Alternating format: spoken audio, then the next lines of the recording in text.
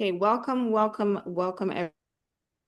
The role of artificial intelligence in preserving cultural heritage and I'm not going to wait of the time that has been spent. I'm just to introduce them quickly and what they do in relation to either AI or preservation, culture, and heritage. So I'm going to start with you, Amma Dotson.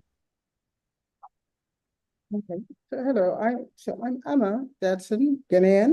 I'm founder and CEO of an African audiobook platform.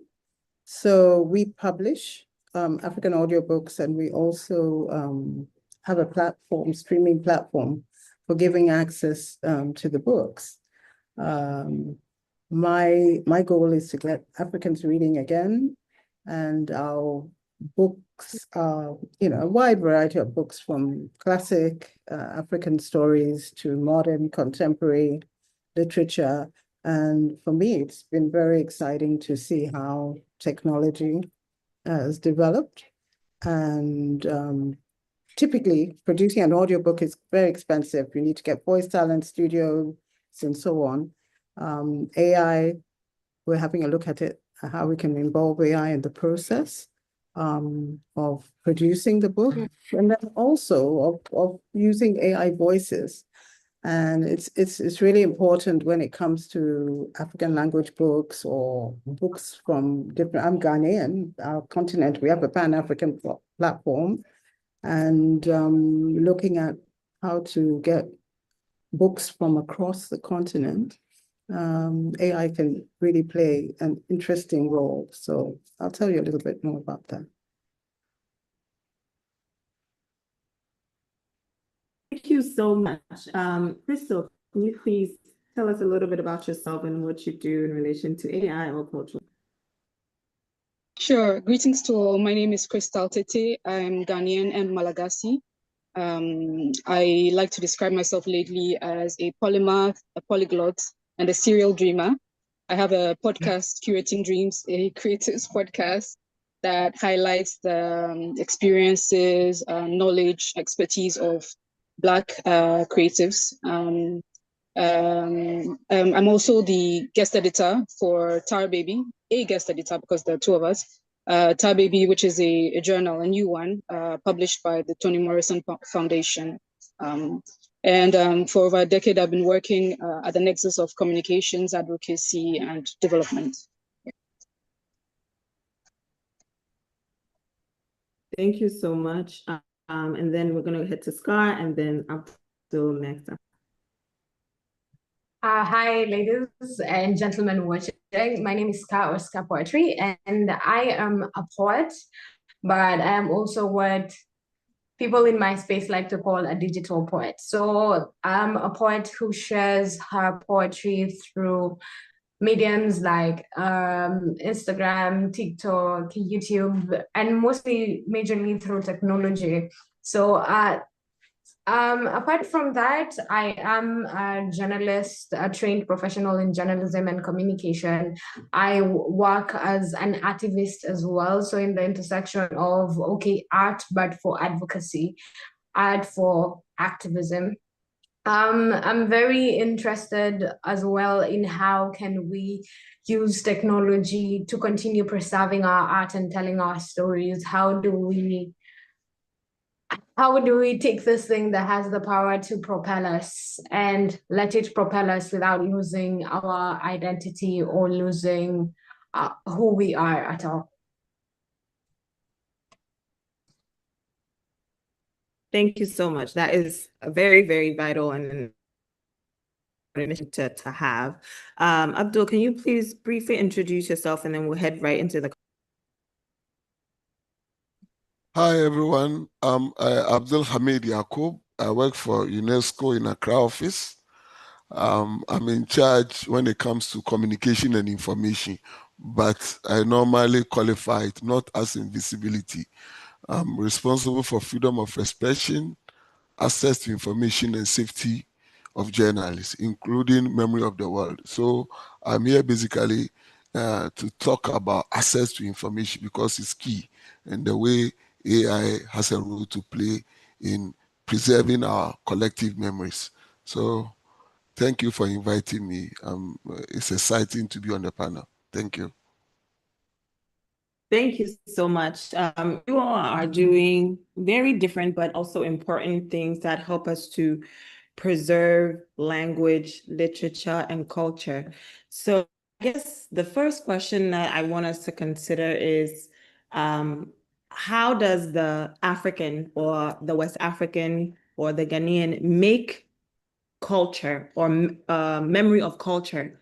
And how is AI helping us to preserve or complicating the way we preserve such memories? Anyone can go ahead and jump.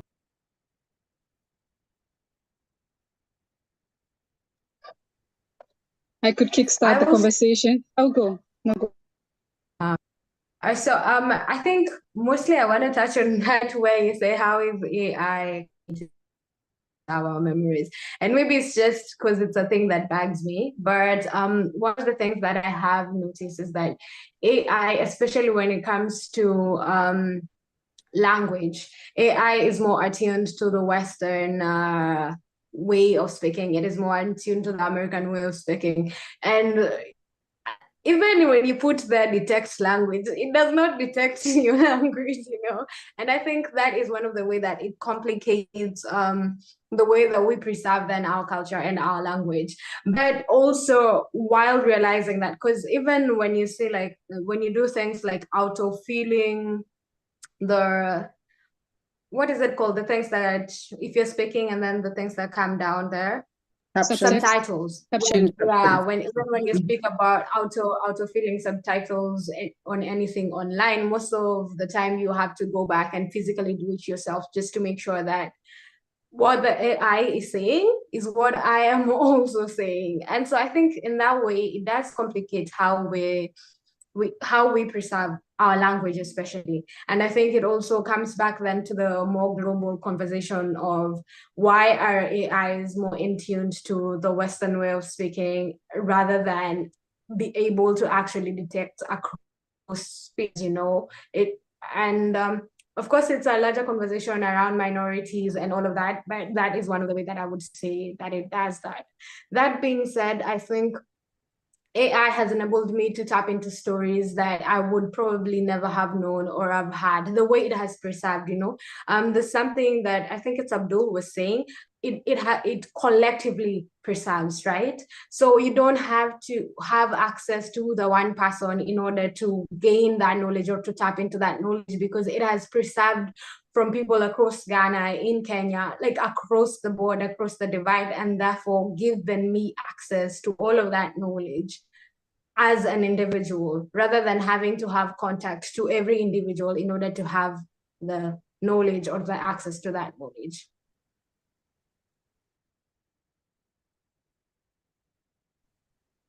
Thank you for that. And it's interesting that you say this idea that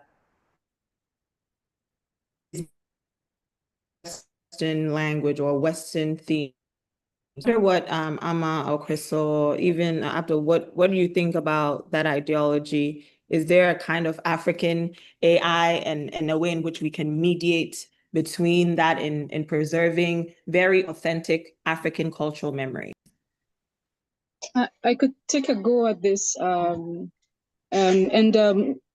totally agree that, one of the challenges and one of the concerns that have been raised with AI at the moment are what we could call the absence of neutrality or a certain bias as far as most of the artificial intelligence that's currently available. So we're looking at preserving memory, storing data, and we're relying on AI, for example, to pick up our voices, text, and so on and so forth. But then there are existing biases that come also from who does the programming, formatting, etc., and which also brings us to having to learn how to format, how to program, and go into the world of the creation rather than just being on the using and receiving end of AI. But so we always have to ask questions, which accents, which facial features, which languages are easily detectable by AI, which has an influence on the storytelling. for example, a few weeks ago, I was reading a story about Maori, the Maori people and photographic archives, and how, some of the technology that was available a couple hundred years ago was not sensitive to the markings on their face, the designs, the patterns that they have traditionally on their face.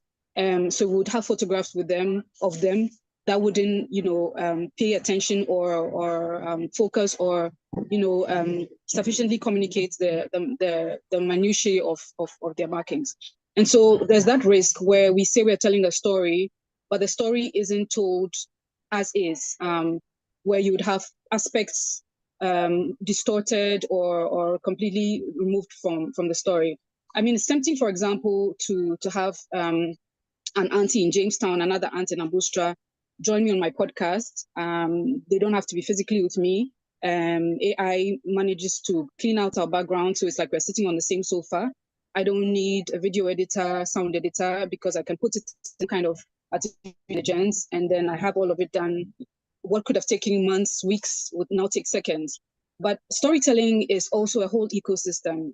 It's whose paper you borrow the pen, whose story, the traffic, and so on and so forth. So deleting a lot of the human element of the cultural memory is a gross distortion. I think I'll stop here, but yeah.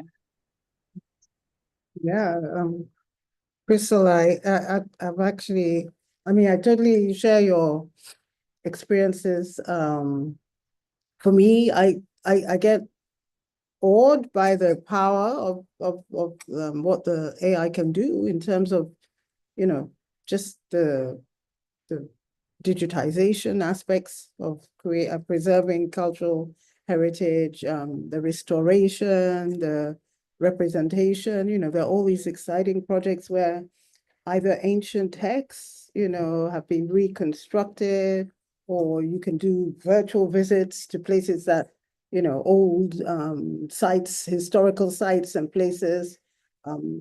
AI has been able to replicate and restore and recover, even resurrect dead languages. There are interesting projects in audio right now where they're using AI, recreated AI voices from recordings to have historical figures retell their own stories or read their own speeches.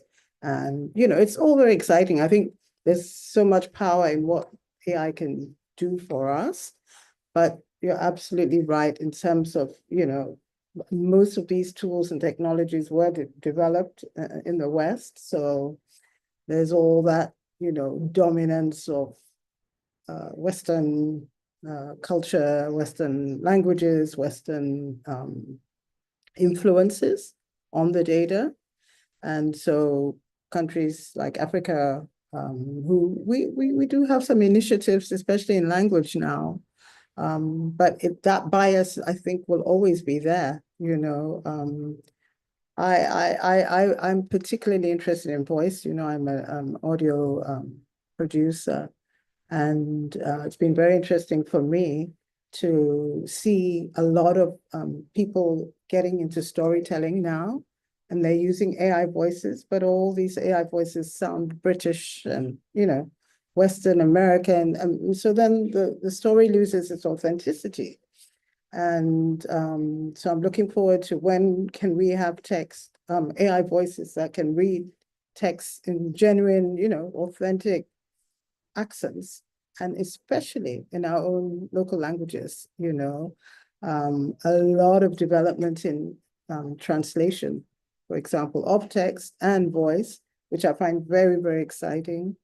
And, I'm looking forward to when we'll be able to listen to text in whatever language you like. You can be listening to some text in English, you're not understanding, you want to switch to Fanti or Yoruba or, Swahili, and you can listen to the same set text spoken by a native speaker. And I think those opportunities are there.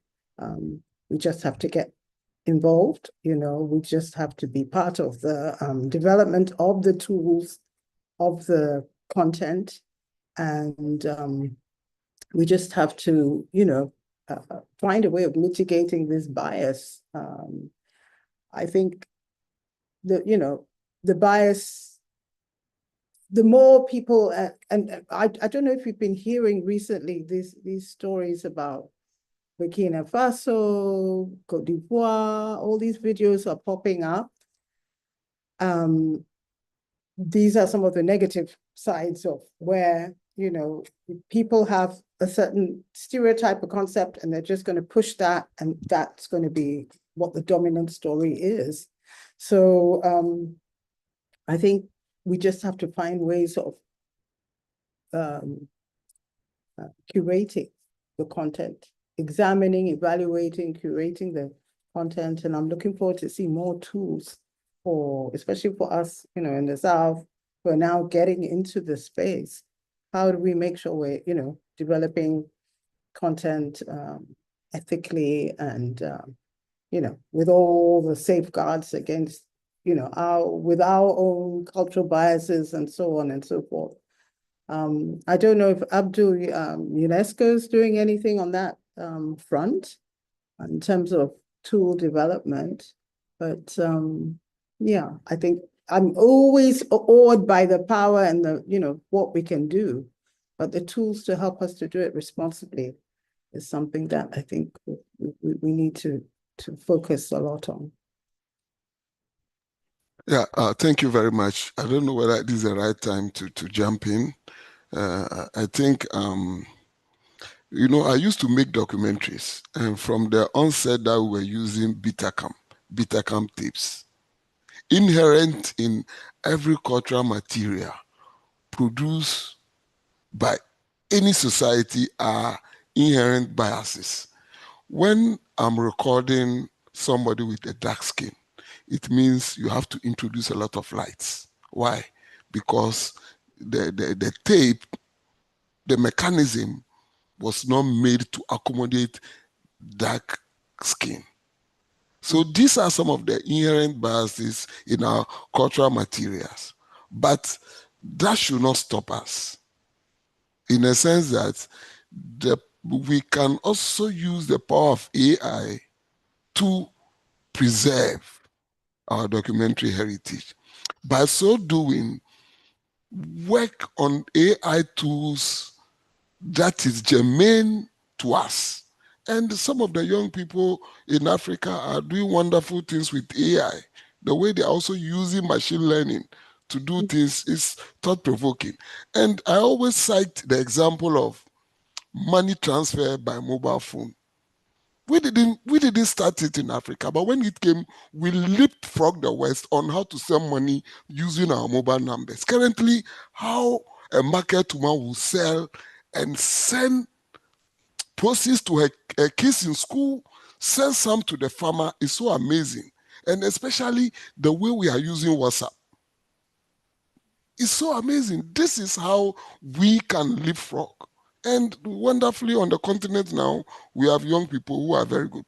I look at AI in these 4 areas, helping us in documentation preservation.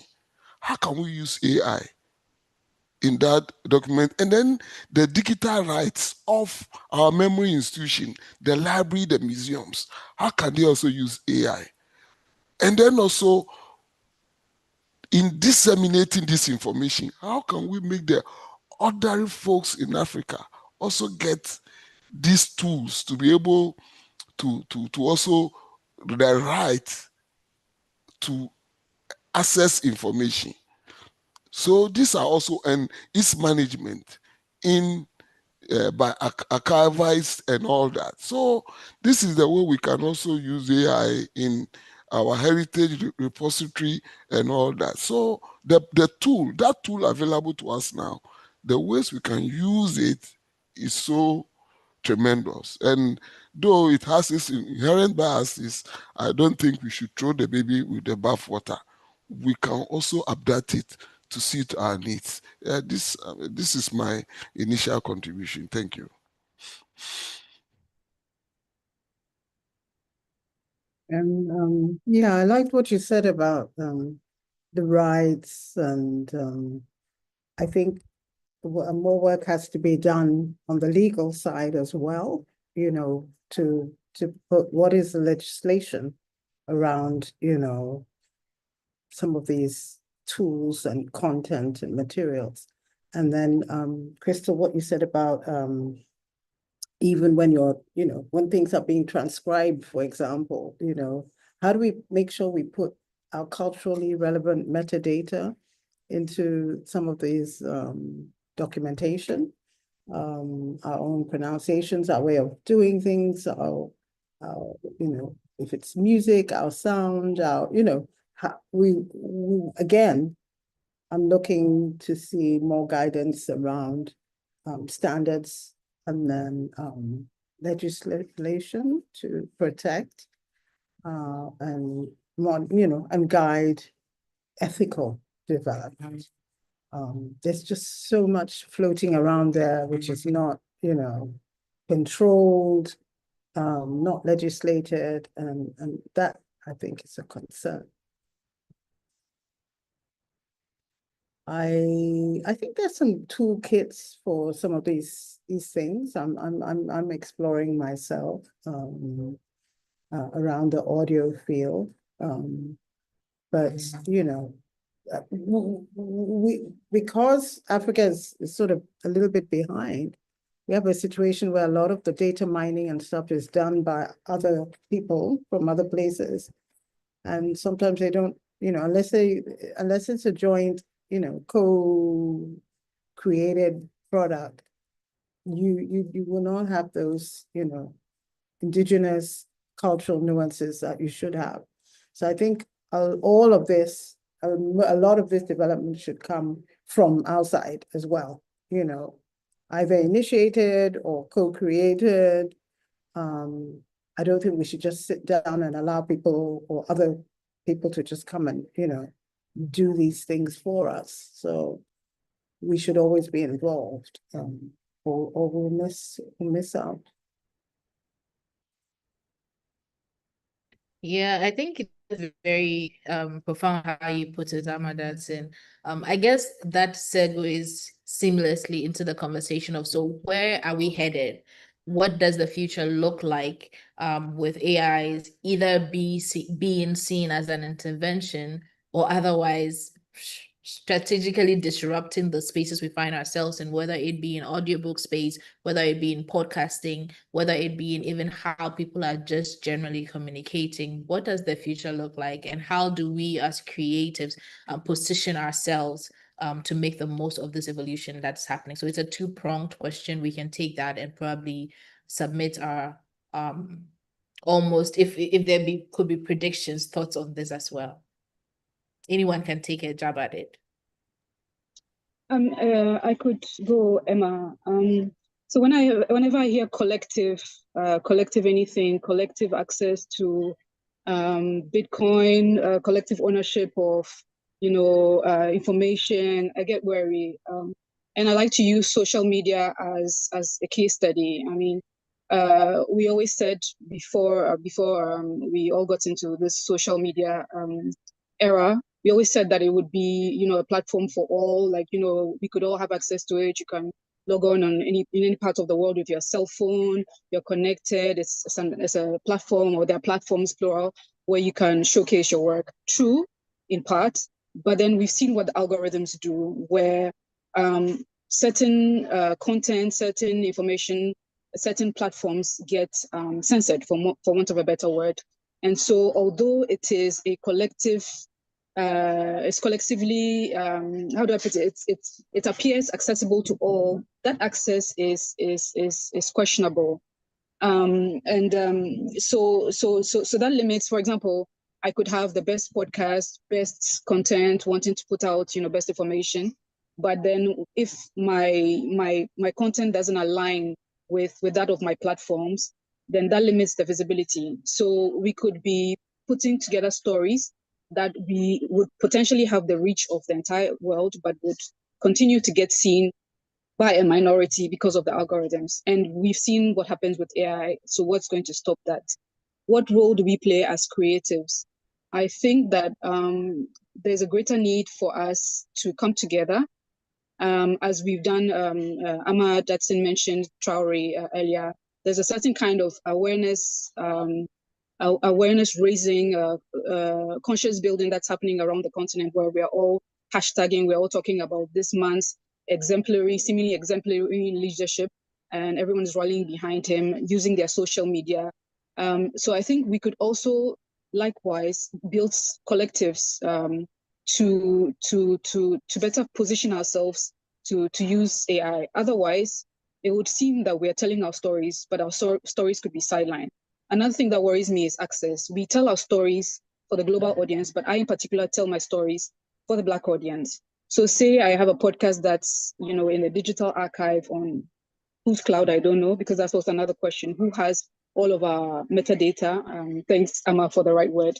And it's stored on some cloud or some clouds owned by someone or some entities, corporations, I don't know. My grand aunt in Ambushta, my grand aunt in Jamestown, who, you know, doesn't really go on social media that much, won't have access.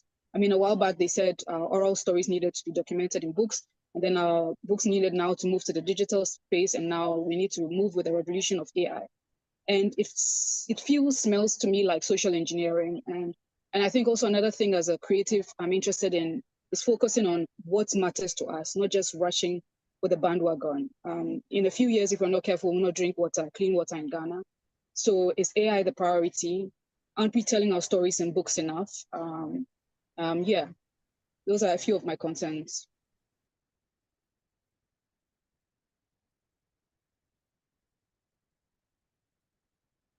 Yeah, I love what you said, Crystal. For me, there's just so much that I see coming, you know, out.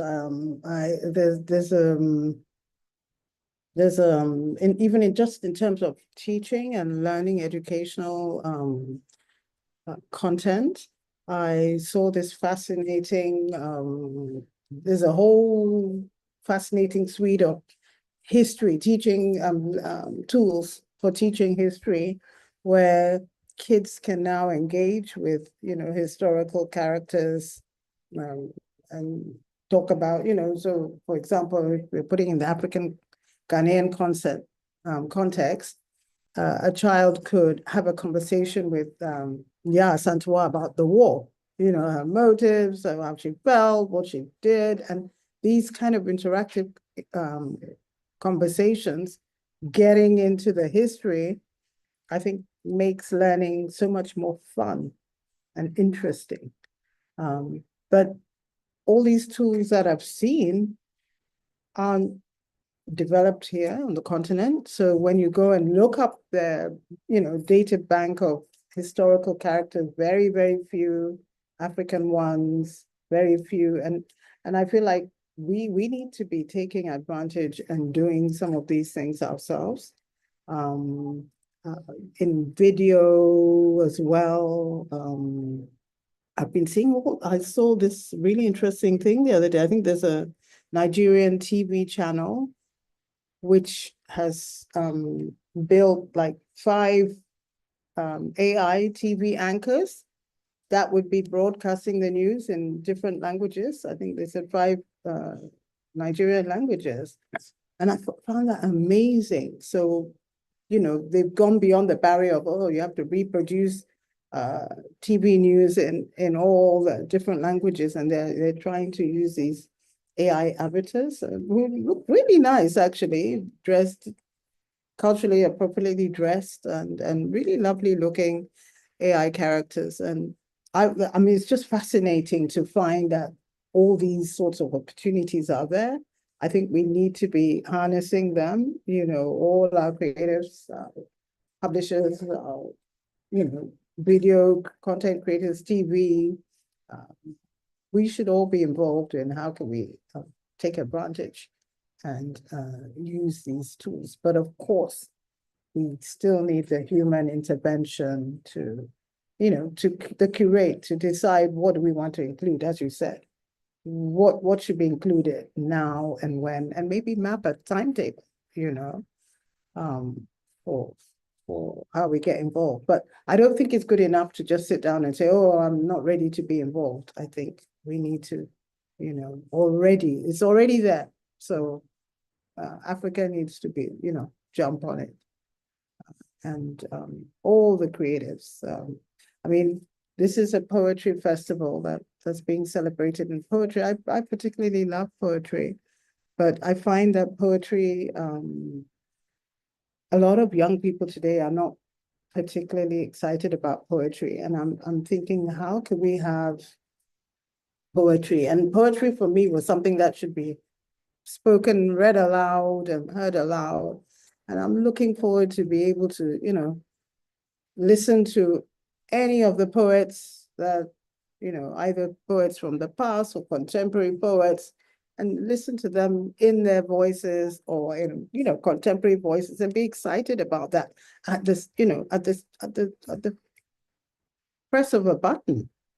These tools are there, we should be harnessing them. So, I think it's a time for publishers, content curators, museums, all the people who look after our cultural heritage to look into how can we use some of these tools, to get content available to people in a more engaging way. The tools are there, we should use them. Thank you very much, Amadaxin. I think maybe at this point I'll come in because to make my concluding remarks, I have to go into another meeting. So I think from what we've discussed so far, what I can surmise is that we cannot be left behind because we have our misgiving about AI, because the world is not waiting for us. We have to take it on head on and see how we can adapt it to suit our needs. And especially in our memory institutions, the libraries that hold most of our original works, how can we use AI to preserve and to catalog? And secondly, poetry. How, I think, let me sidestep a bit. How will you go now onto your laptop, start typing your poetry, and machine learning doesn't copy your work, for an AI to replicate your work for somebody to benefit? How can you protect? How do we protect this? Because we've seen instances. They've stolen music, they've stolen things from other things. So how do we also, as Africa, where we are not a dominant player, how do we make sure we protect the works of our creatives? We should also have enabling laws to protect the creatives, because they are not making so much, and there is something hidden on the internet, stealing works of people. What will I say? Surreptitiously. You don't know, you type and then, no, some phrases is taken. You see, so that's what I have to say. We have to also take it head on and see how it could benefit us, because there's no way, the world is not going back. For instance, some few years ago, we cannot be doing this webinar. Now we are here, we are scattered on the continent and having a frank discussion on how AI could benefit our collective memories. So on this call, these are my concluding remarks. In UNESCO, we are working on a lot of initiatives like the Internet for All, Decade of Indigenous Languages, Ethics of AI. Because normally when we talk of Africa and we talk about preservation, we've also seen a trend where in a particular country, there is a dominant language which is killing the other small languages. So even within the country, within our defined spaces, if you are familiar with Accra, when I was growing up, I'm a Northerner, but I was born in Accra. I speak Ga as my first language. But my kids now cannot speak Ga, though they were born in Accra. So it shows you that even within our spaces, we are allowing other dominant languages to suppress the other languages that are not dominant. And this is also being aided by AI. Because easily, when you go on the internet, Akan and some major languages, you can easily find them, but you not find other smaller languages. So these are some of the nuances, even within our geographical spaces, that we should be conscious of. So on that score, It's Yeah, I mean, it's interesting that I think it's very fascinating that you mentioned that in particular.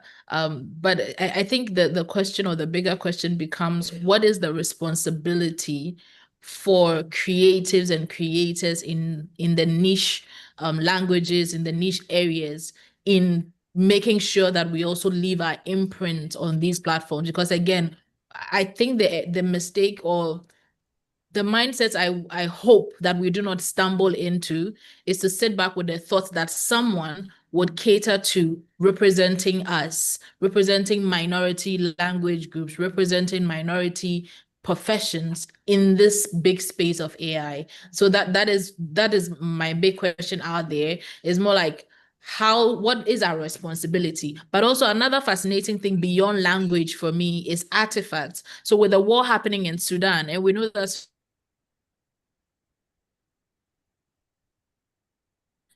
artifacts very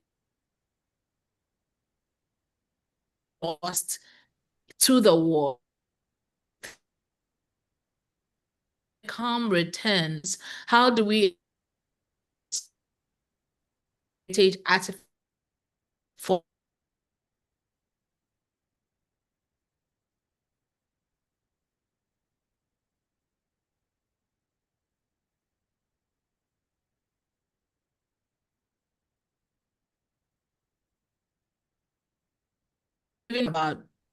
about these little parts? So it's like, what is our responsibility, one, and how do we ensure that when history is getting lost, we can use AI to aid us, but take charge of how the narrative is being shaped so that we are not completely lost in the gap?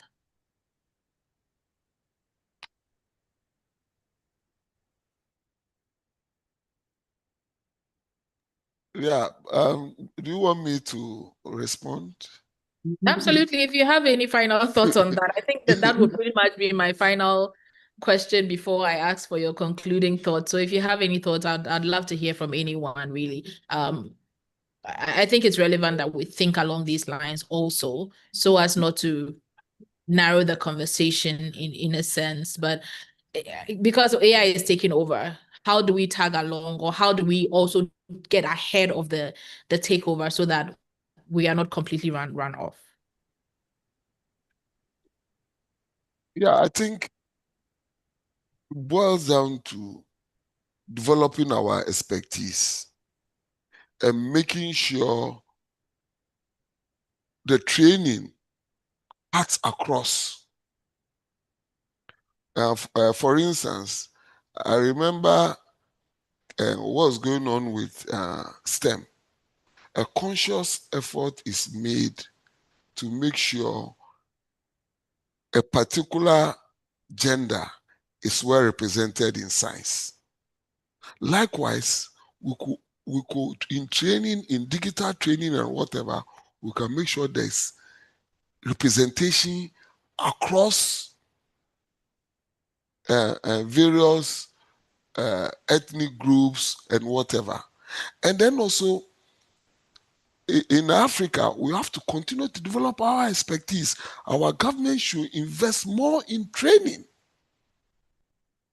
For instance, in Ghana, it's been clearly been articulated now. The policy is that the digital training is going to be from nursery to whatever, to university. Even when you get to tertiary, there's no point. By the time you get to SS, the person might have picked himself. So that is the way we have to go. Because there is no magic bullet that you can immediately do to catch up with somebody who has been on top of this for 100 years. Right. What So we have to do is that we also have to continue to develop our expertise through education. Education is the key, and direct intervention to sort of narrow the skill gap. That's I what we have to do. absolutely agree with you, Hami. Thank you so much for that input. Amadatsin, I will take your thoughts and then I will take from Crystal. You can sum your conclusion statement into that also. Thank you so much. Thank you very much. I'll bow out now. Thank you. Yeah, thank you, Abdul. I hope to catch up with you at another day. But yeah, I think yeah, we're not aiming to simply plug into the AI whatever world. It's not just about Africa should plug in, but we should be part of, rewiring the whole space and, developing it so that it meets our needs. So I think we should start thinking in that terms, that it's not just how do we just jump in, but how do we make sure that this world is, suited and adapted to our own cultural representation. So for me, I think the training, the tools, the legislation, all that should come in, and we should jump in.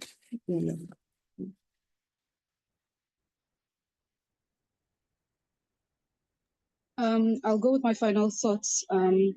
I say there's no rush. As a continent, we're always letting the West dictate for us what we should and shouldn't do. Our children are spending more time on the screens, less time outdoors. I'm outdoors. I'm very glad. My mom has been advocating for me to have meetings in the garden for the longest time, and I'm glad I'm here. During the pandemic, we spent hours and hours on end on our computers. I did. I was working with an NGO. We had meetings upon meetings. I couldn't even take pee breaks, I remember. And the toll that's taken on our eyesight, on our mental health, we're all addicted to the internet. It's just horrible. We're going to spend more time now learning how to use AI, explaining to those who don't know how to use AI, trying to share the platforms because it won't be accessible to all. The concerns I raised earlier. And I wrote down a couple of questions, but just one sentence. Will artificial intelligence prioritize speed over effort, results over process, money over humanity, virtual over real? I'm not, as you can tell, not a fan of AI. What does it do for the quality of our life? What's our lifespan nowadays? When we don't have food to eat, we're not growing our food. The computers won't feed us, really. So that's the real story that we need to tell. Yeah. That's a very interesting note to end on. They won't feed us. I guess we probably are waiting for the day where we can download in 3D food emoji being sent in, or whether find a way to download stuff from hologram. Hopefully we get there, then we can say they can feed us. But those are insightful thoughts. Thank you so very much. You're both doing phenomenal work in the space, and we encourage you to continue.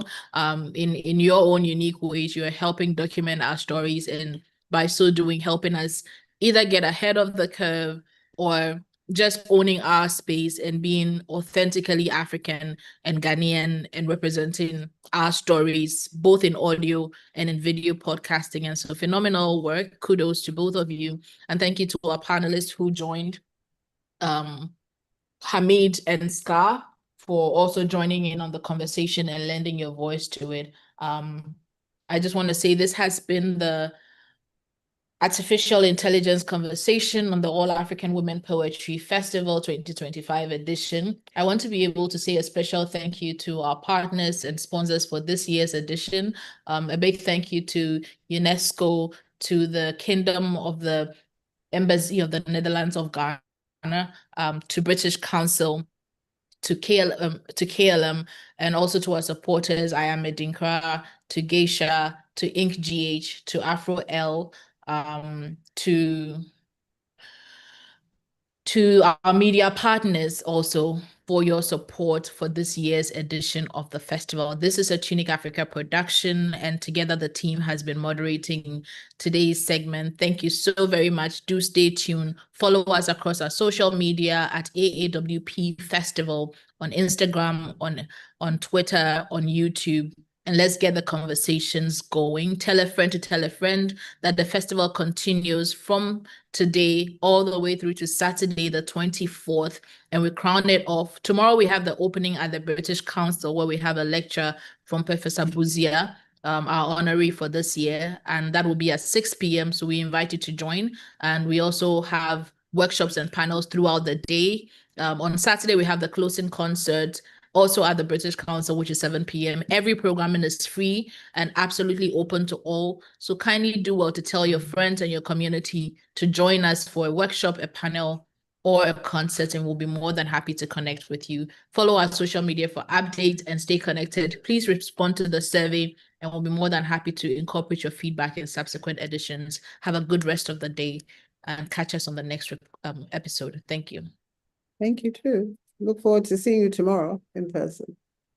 See you Thank soon. you. Bye-bye. Bye.